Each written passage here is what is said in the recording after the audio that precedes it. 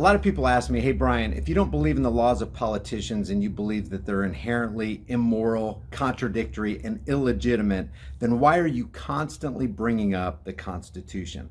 The main reason I bring up the Constitution is to hold law enforcers and politicians accountable for their own words. If you have a person standing in front of you, I don't care if it's a badge-wearing law enforcer or a tie-wearing politician, if they're going to break their own oath, their own word to uphold what they said they were going to uphold, then you know you're dealing with a person who lacks integrity. And a person who lacks integrity is never good for any society, period. If you put your hand on a Bible and raise your hand toward heaven and you say you're going to obey the Constitution and you're going to defend it against all enemies, foreign and domestic, and then you become that very domestic enemy that you promised to protect the people from, what kind of person does that make you? And that's why I like First Amendment, Second Amendment, and Fourth Amendment auditors.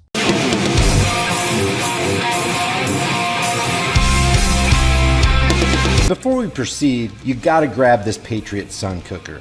Fill it with water from any source, open it up to the sun. It doesn't matter if it's freezing cold outside. If you've got sunlight, this thing will yield 2 cups of boiling, sterilized, drinkable water that you can use for coffee, tea, noodles, whatever.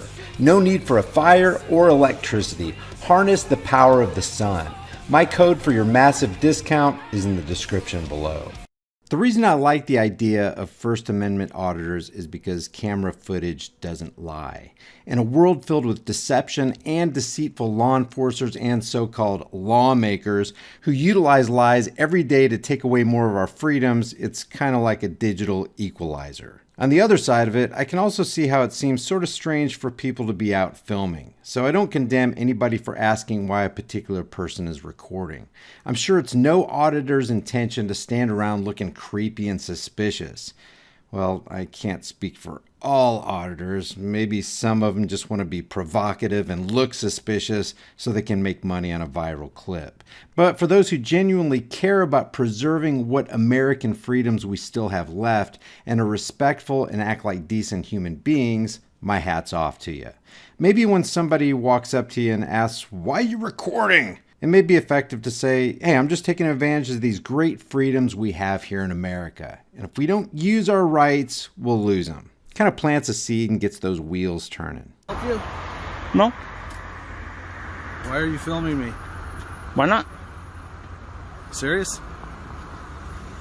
Is your problem? What? Just asked. Okay. It's not normal. Okay. You're filming me? With what? Cameras in the corner of your building? Really? Well, I see at least one camera right up there. Now, this is an excellent point. How often does the government surveil us? They record us every day of our lives, especially if you live near a big city. But they're going to turn around and act surprised or put off that you have the audacity to record them? So? That's inside the parking area here. Okay. Well, I'm filming you. Is that why you're here? Why not?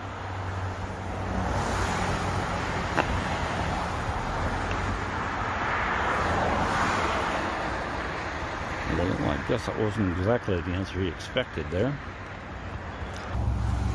Hi! Everything okay? Everything's great. Hi, do you have any identification? No! Take a look at, please? No, sir. Let me ask all you cops out there, why is this the first thing that goes through your mind when you see a person standing on a public sidewalk recording? It's almost like you're thinking, oh my God, a guy with a camera. I need to conduct an investigation. We need to violate this guy's private information and find out who he is. I mean, do you really think that about people? Okay, may I ask you what you're doing here? Standing on a street corner? Filming? Yeah?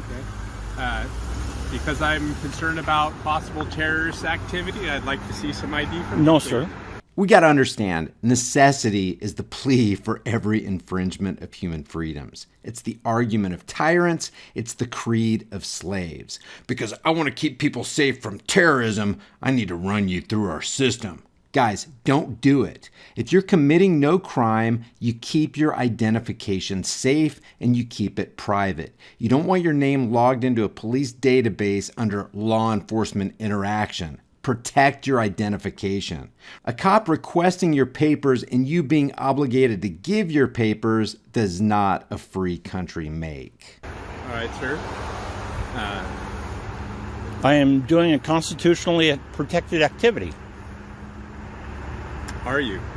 This is a transportation site that's a target for terrorist activity,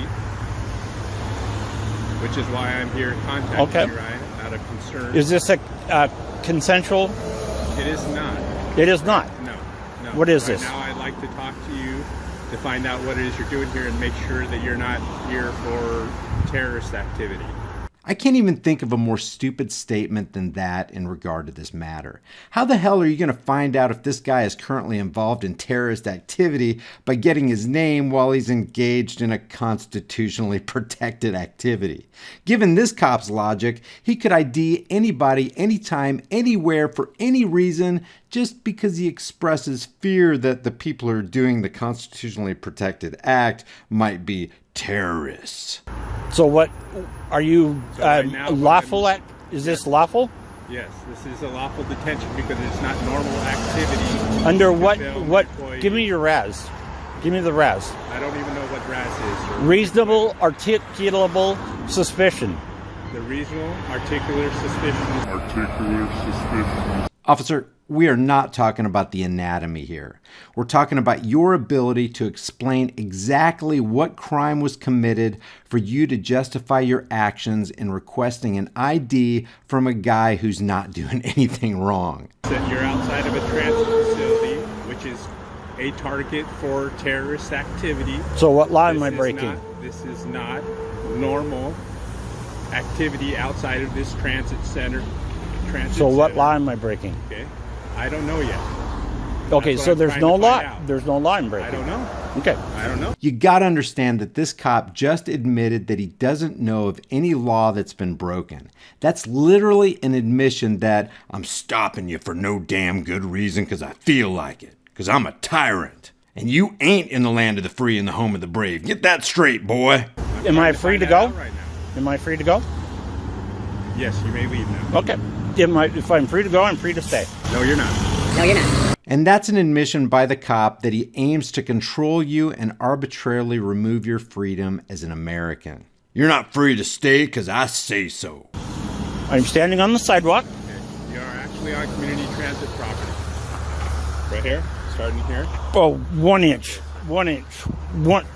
That. Well, sir, you are holding me to a standard. Okay. I will hold you to Okay. a standard. I'll. If we're going to go there, you are holding me to a standard. I will hold you to the same standard. Actually, the guy's holding this cop simply to the standard of his own oath. The cameraman didn't take an oath, but the cop did. Besides, standing on public property and not messing with anybody's right to walk freely by him is still not a crime. I'm sorry. I still have a very good concern. I have no idea who you are. As far I as have no ill will. You're Timothy McVeigh. McVeigh. I have You're no here ill will. I don't know that. Okay. Because I don't know you. Just you don't know I'm me. not standing on the property. Okay. And actually, the street pole there, down here, sir, is actually back here. If you look at the street pole, the pole on that's actually the property. Okay. If you look at, because they don't control the fire hydrants down there either, which are actually back here. Okay. And I'm making sure not to stand on their property. All right. For now, I'll say you not stand on their property. Okay. Okay. What's hilarious about this cop's request is that the property he's asking the cameraman not to step on is literally called community transit.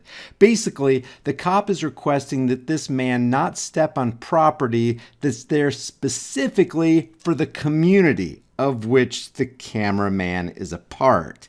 That, my friends, is called a tyrant trying to impose his will on another human being. Guys, if you want to see the rest of this video, I'll leave the link to the Emerson ICU channel in the description. If you visit him, tell him High Impact Vlog sent you. By liking and sharing this video with everybody you know, you increase the awareness that it's okay to flex your rights, because if you don't use them, you're going to lose them. Leave your thoughts about this for the world and the Google Thought Police in the comment section below, and I'll see you guys in the next heavily censored shadow ban video.